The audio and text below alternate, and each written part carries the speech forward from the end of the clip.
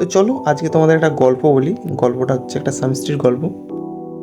এক বউ তার স্বামীকে ডেকে বলল, জানো আজকের পর থেকে তোমার মানিব্যাগ থেকে যদি 100-র মতো টাকা কম পাও তাহলে এটা নিয়ে প্রশ্ন করবে না।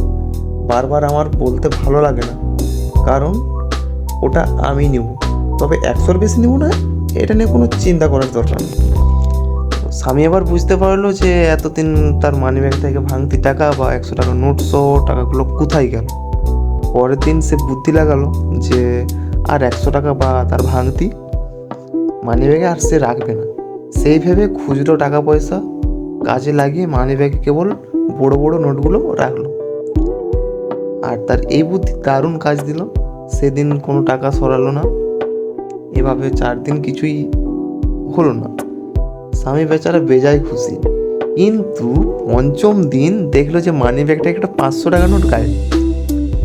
অনেক সংকোচ করেও আমি শেষমেশ জিজ্ঞাসা করেই ফেললো যে এই তুমি কি এখান থেকে 500 টাকা নোট নিয়েছো? যদিও তোমাকে আমার এভাবে বলাটা উচিত হচ্ছে না, কারণ তুমি বলছিলে 100 টাকার কম হলে কেবল তুমি নেবে। বউ মুখ ভেঙচিয়ে বলল, আপনার চালাকি আমি বুঝি না? আমি নিব বলে আজকে 5 দিন ব্যাগে কোনো ভাঙতি রাখেন না, আমিও তাই 5 দিনেরটা একদিনেই নিয়ে নিয়েছি।